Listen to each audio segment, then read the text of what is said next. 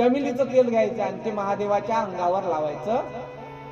झालं, आपोआप शांत होईल. जसं जसं चमेलीचं तेल ते रंगात येईल महादेवाच्या शिवलिंगावर, तसं तसं तसं तसं तुमचा तो शत्रू, तुमची ननदबाई तुमच्यासोबत प्रेमानं वागायला लागेल. एवढी ताकद. फक्त मौन ठेवून ते केलं पाहिजे. काय केलं पाहिजे? मौन धारण करून तुमची मनातली इच्छा पूर्ण करायची आहे.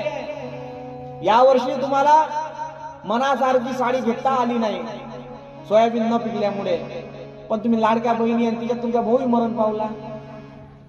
आता कसं आहे, मग लाडकी बहीणच आली आहे सध्या, पण लाडकी बहिणीचा आधार एवढा होणार नाही असं मला वाटतं. पण महादेवाचा आधार निश्चितच होईल. तर तुम्ही काय करायला पाहिजे? हिरव्या रंगाचे मुंगाचे दाणे. काय करा?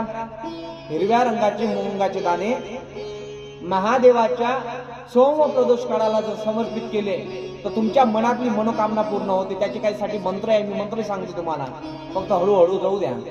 जमते ना 9 वाजले तर. त्यानंतर जर तुम्हाला तुमच्या भाग्याच्या रेषा बदलायच्या असतील, तशा वयाच्या 25 वर्षापर्यंत रेषा बदलतात.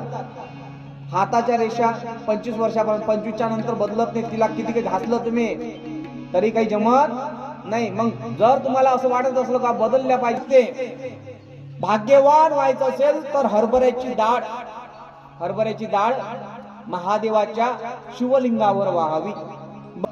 एखाद्याला साडेसाती असेल तर उडीद तुम्ही वाहले महादेवाच्या शिवलिंगावर चालतील. तो मंगळवार प्रदोष काळ जो असतो त्या दिवसाला व्हायचे. तुमच्यावर कर्ज मुक्त करायचं असेल, कर्ज असेल तुमच्या अंगावर विविध प्रकारे, त्यासाठी काय करावं? लाल मसूरची डाळ, लाल मसुराची डाळ याचा वापर आपण करावा. आणि ज्या स्त्रीला सौभाग्य, माझा नवरा सदैव सुख संपदा नानो, त्याचं आरोग्य निरोगी राहो याकरिता तिनं आपल्या हातात तर बांगड्या घालाव्या, पण अशोक सुंदरीला म्हणजे जी शिवाची पुत्री आहे तिला दान कराव्या, असं प्रावधान शिलादित महाराजांनी ब्रह्मदेवाच्या मुखातून आणि व्यासांनी शौनकादिक ऋषींना प्रतिपादित केलं. बोलिये व्यास भगवान. त्यानंतर महादेवाच्या पार्थिव शिंगाची महिमा अनन्य साधारण आहे. पार्थिव शिवलिंग कोणी तयार केलं याची महिमा राम अवतारामध्ये रामचंद्र भगवंतानं केलं थोडक्यात. यानंतर चंद्रानंही ते शिवलिंग तयार केलं. चंद्र ज्याला 27 पत्नी आहेत. नक्षत्र किती आहे? हे नक्षत्रामधलं एक नाव आहे. 27 नक्षत्र. 28वी रोहिणी. रोहिणीवर अतिशय प्रेम होतं चंद्राचं आणि अतिशय प्रेम करत होता. 27ला सोडलं. या पायी काय झालं? चंद्र देवता रोहिणीच्याच प्रेमामध्ये पडला. पण असं होत असताना 27च्या मनामध्ये ईर्ष्या भावना निर्माण झाली. आखरी ते दक्षाकडे गेली. प्रजापती दक्ष, ज्याप्रमाणे महादेव चे सासरे कोण आहे? प्रजापती दक्ष आहे. महादेवाचा सासरा कोण आहे? प्रजापती दक्ष. विराणी सासूबाईचं नाव आहे. पण महादेवाला आई वडिलांचं नाव मलाही माहित नाही, या ग्रंथातही दिलेलं नाही. अनादि अकार आहे. अकार उकार बिंदू असा असणारा तो महादेव आहे. परंतु तुमच्या लक्षात आलं? हे जर लक्षात आलं नसेल तर उद्या लागले. शिलानिधी जो राजा आहे त्यानेही पार्थिव शिवलिंग तयार केलं होतं, नंतर पूजा केली होती.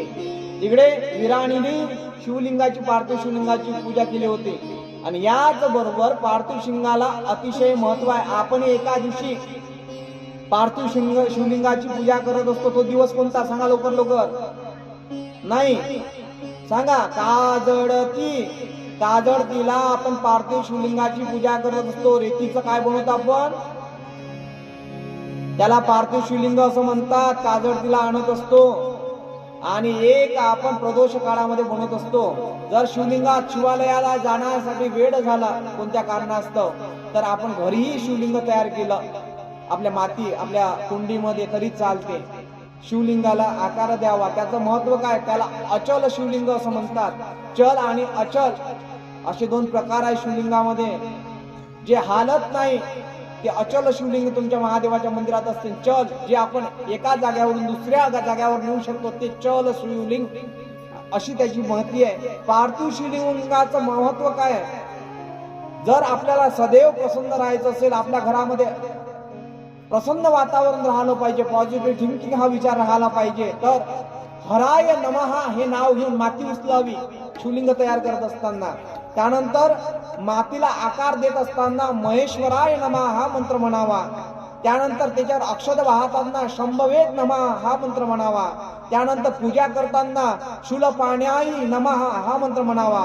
त्यानंतर नैवेद्य प्रतिपादित करताना पिनाक भूषणाय नमः हा मंत्र म्हणावा. त्यानंतर भगवंताची स्तुती करत असताना पशुपते नमः हा मंत्र म्हणावा. पूजा संपन्न झाल्यानंतर टाळी वाजवत हरे नमः हरे नमः हरे नमः असं 3 वेळा म्हणावं. त्यानंतर नंदीला नमस्कार करावा मनामध्ये आणि हात वर करून हर हर महादेव असं म्हणावं. असं याचं महत्व आहे. त्यानंतर शिवरात्री हा महोत्सव येतो. महाशिवरात्री आई दुखो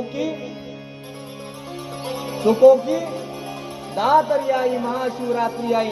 महाशिवरात्री ज्या दिवशी अग्निस्तंभ प्रगट झाला, अग्निस्तंभ प्रगट झाल्यानंतर ज्या दिवसाला तो अग्निस्तंभ प्रगट झाला त्या दिवसाचं नाव म्हणजे महाशिवरात्री. महाशिवरात्रीचा उपास कसा करावा याचं अवधान आहे. शिवरात्रीमध्ये आदल्या दिवशी खिचडी खात असतात. काय करत असतात? पोट भरून जेवण करावं लागत. खिचडी साधारण खिचडी खावी.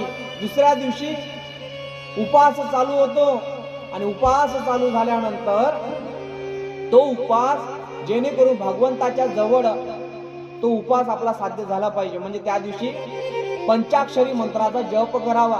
प्रत्येक स्त्रिया रुद्राक्ष धारण करू शकते, प्रत्येकाला अधिकार आहे. त्यामध्ये 2च भेद सांगितलेले आहेत. विधवा स्त्रीनं नमः शिवाय हा मंत्र म्हणावा आणि विधवा स्त्री जिचं सौभाग्य गेलेलं आहे तिनं नमः शिवाय हा मंत्र म्हणावा. आणि सौभाग्यवती स्त्रीनं आणि लहान मुलांनी कुमारिकेनं ओम नमः शिवाय हा मंत्राचा जप करावा महाशिवरात्रीच्या दिवशी. महाशिवरात्री दुःखापासून दूर नेणारी, सुखाची प्राप्ती करून देणारी अशी ही शिवरात्री आहे. आणि भगवंताला त्या दिवशी प्रसन्न करण्याकरिता ज्याप्रमाणे सोमकंत नावाच्या राजाने देवाला प्रसन्न करून घेतलं तसं तुम्हाला प्रसन्न करून घेता येईल त्या महाशिवरात्रीच्या दिवशी. मग महाशिवरात्रीच्या दिवशी मंदिरात खूप गर्दी राहते. महाराज आमच्या शिवलिंगावर पाणी पडलं पाहिजे असं तुम्हाला वाटत असेल तर चुकीचा भ्रम आहे.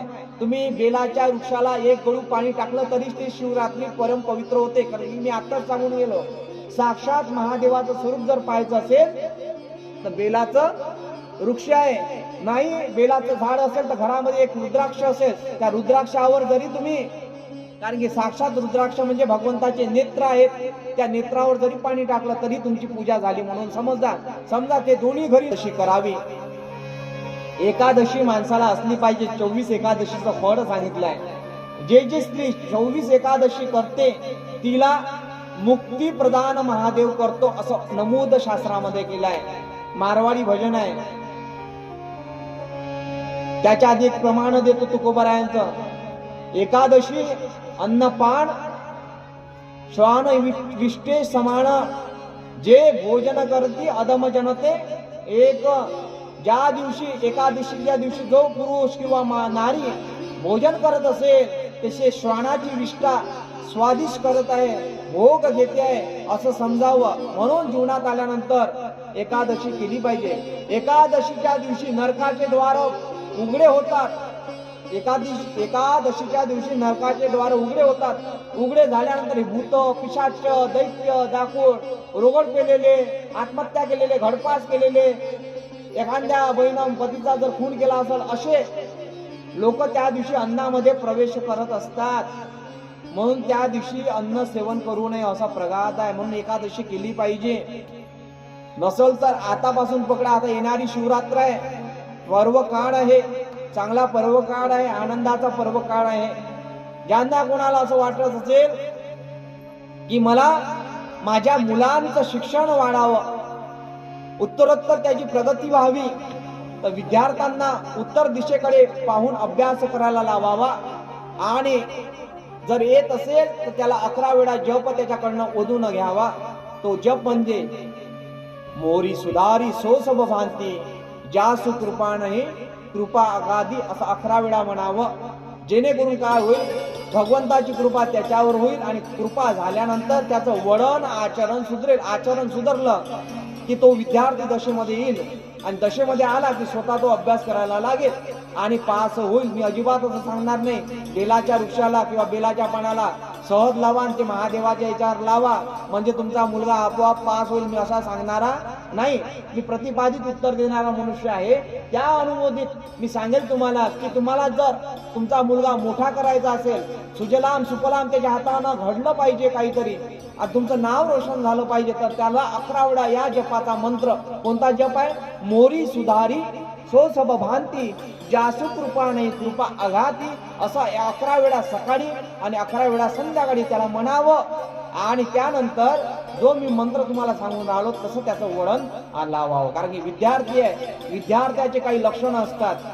बको ध्यान त्याचं ध्यान कसं असलं पाहिजे? तर बगड्यासारखं. बगडा कसं नदीमध्ये असतो, उंच उंच दिसतो, पण ध्यान कशावर असते त्याचं? मासोळीवर. मासोळी जशी आली ना हालता तो काय करतो? किंतो. तसाच तो विद्यार्थी असला पाहिजे. बको ध्यान त्याची